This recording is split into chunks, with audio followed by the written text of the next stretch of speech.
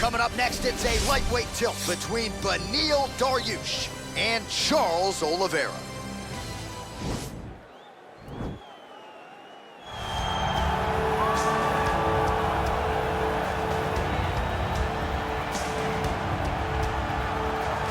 All right, so here he is, one of the more prolific takedown artists in the UFC at present. And when you get some praise from Daniel Cormier when it comes to your offensive takedown game, you know you're doing something right. And we talk about wrestlers and judo players and grapplers, but this guy just combines all of that. He is able to use foot sweeps from the grappling game. He is able to use throws from judo, and he's able to use wrestling from the wrestling game to take people down.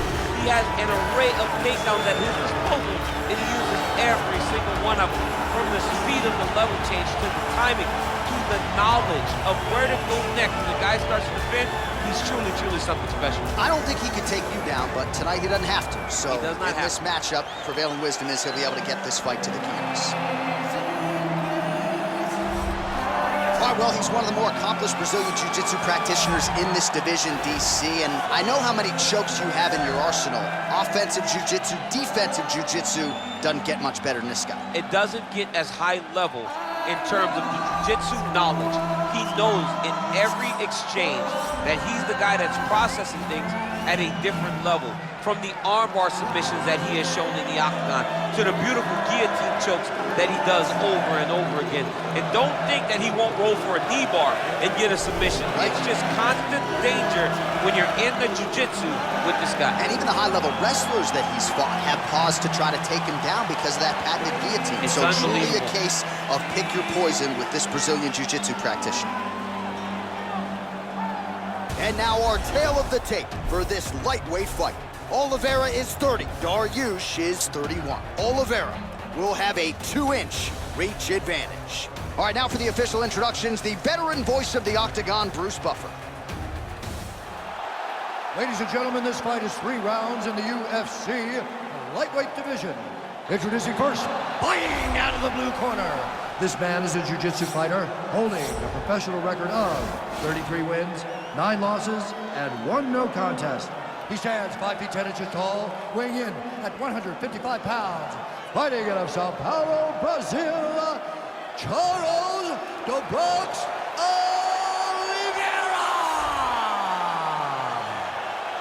And now introducing his opponent, fighting out of the red corner, a jiu-jitsu fighter, holding a professional record of 22 wins, 4 losses, and 1 draw.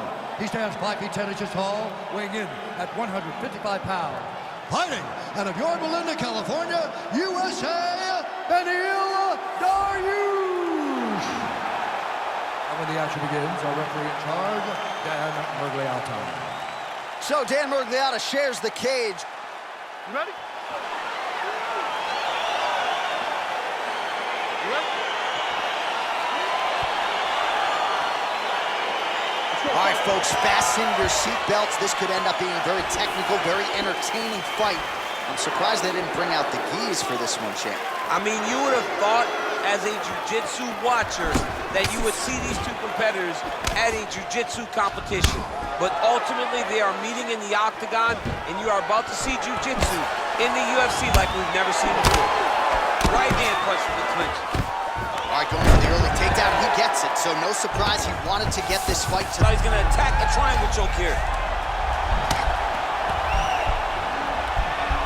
Oh!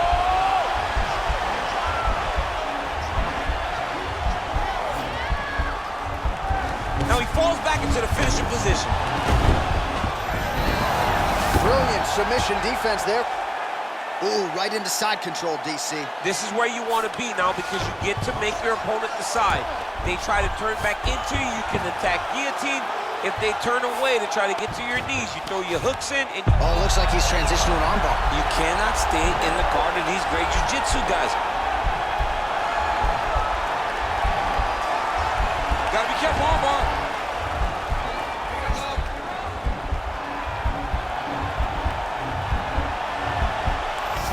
Trying to control. Oh, man, that was slick.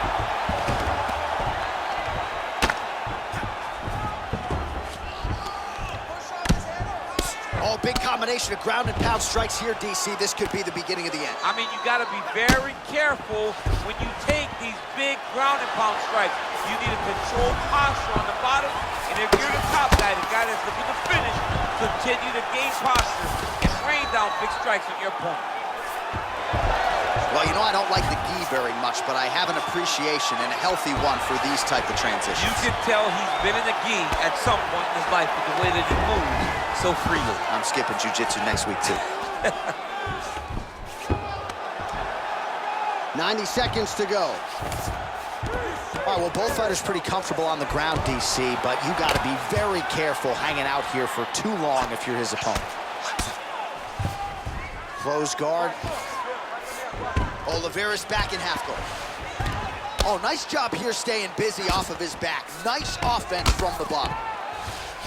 Close guard here. He's very comfortable here working off of his back, DC. All right, bottom fighter here, maybe looking to hip escape, DC. All right, side control now. Keeping busy here off of his back. Nice offense from the bottom.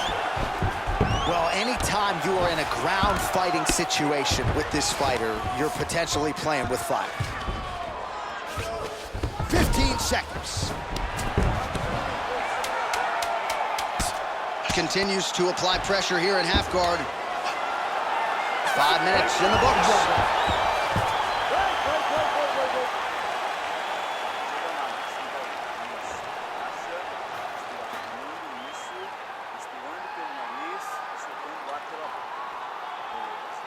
Right now we take a look back at some of the action in that previous round, DC. A lot to like on both sides, really. I mean, both were intent on going forward. And what happens when nobody wants to take a step back? They meet in the middle. That's exactly what they did, and they both found success over the course of that round. All right, folks, here we go with our next round, and in terms of his output and his efficiency with his significant strikes in the previous round, you can argue that was the best 5-minute stretch of his UFC career. Oh, absolutely the best 5 minutes he has ever had.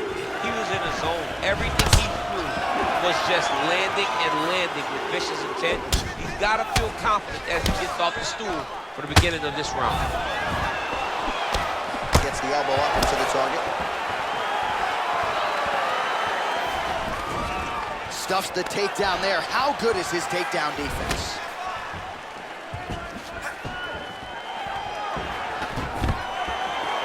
Oh, stuffs the takedown without issue. Oliveira's got the tie clinched. Let's see what he can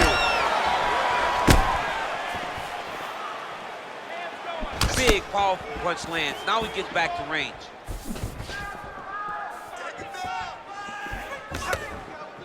Nice job striking here by Charles Du Bronx Oliveira. Outstanding UFC resume, and the striking is really starting to catch up with the grappling. Scary proposition, really, for any man in multiple divisions. Oh, and potentially a critical takedown here. Oh, now trying to isolate an arm, DC. He needs to move his hips back to cover. He cannot allow him on that angle.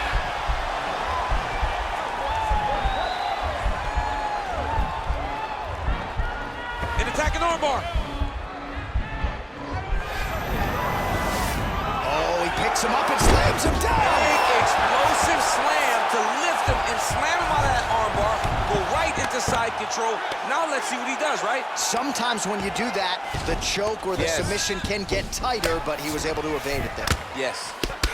Well, pretty good work off of the bottom here by Dariush. All right, so you got to be careful playing on the ground with this guy. You don't want to mess around for too long.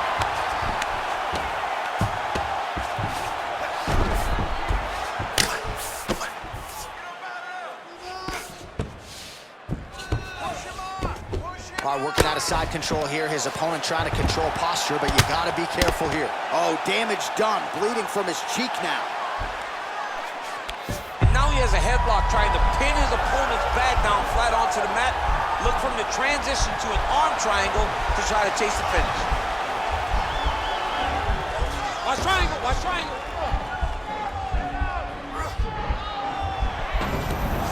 And he's out. Well, there are few things more fun to watch in mixed martial arts than these type of transitions and scrambles on the ground. High-level grappling can really be entertaining. Back mount now. All right, so inside the open guard of his opponent. You gotta be careful playing around for too long here on the ground with this guy. 10 seconds now to go in the round. Well, harder win fights in mixed martial arts from the bottom, but nice work here in that position by Dariush.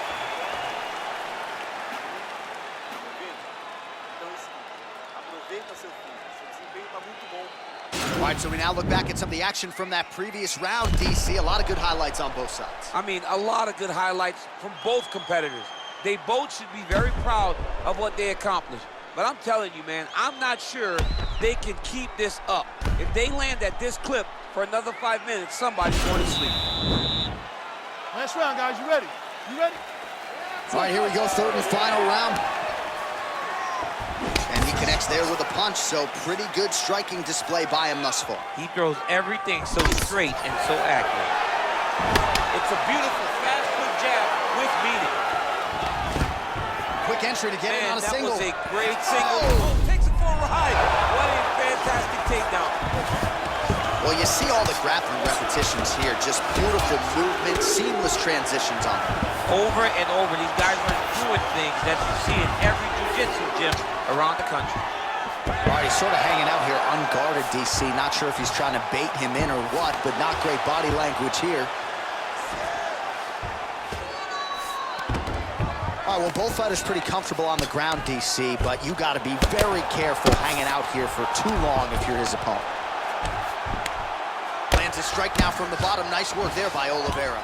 All right, full guard here, DC. What does he need to do to improve position? Well, he's got to start to build his posture, get some damage off, move to half guard, which in turn leads to more opportunities for advancement. Now trying to hip escape. He's just trying to move out of this position off the bottom.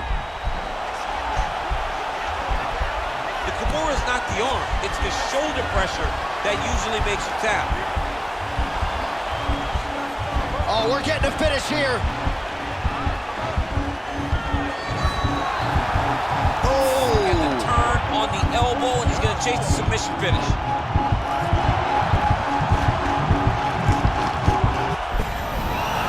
Somehow stays in the fight. All right, working inside the now open guard of his opponent. Throwing up a triangle. The guy on his back is very good at submissions, and if he's not careful here, he's going to get stuck, and he will have to submit. I love watching this guy move on the ground. Another nice transition there. Such a high-level grappler. You don't see that very often.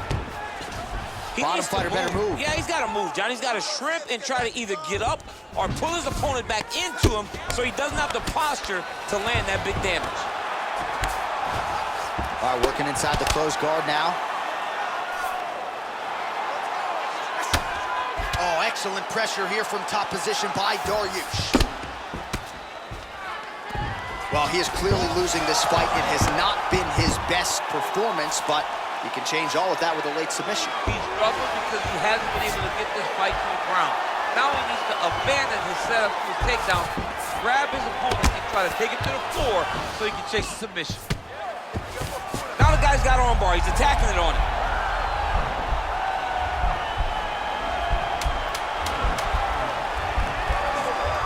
Attacking arm bar. The final horn sounds. No! Oh, Johnny picked him up and he slammed him, and he ends up in side control. Now he's in no danger of a submission. How about that? He's like, you go here, my arm's free, and now he's got plenty of room to operate here out of side control. Nicely Great done. job. All right, let's look back at some of the action, DC. They go the distance tonight, but you got to think he won over the judges with his striking acumen tonight. Yeah, you got to watch one of the best strikers in the entire UFC. He did everything so well, and in my opinion, he should cruise to a very easy decision. Ladies and gentlemen, after 3 rounds, we go to the judges' scorecards for decision. All 3 judges scored the contest 29-28. Declaring the winner by unanimous decision, Charles "The Bronx" Oliveira!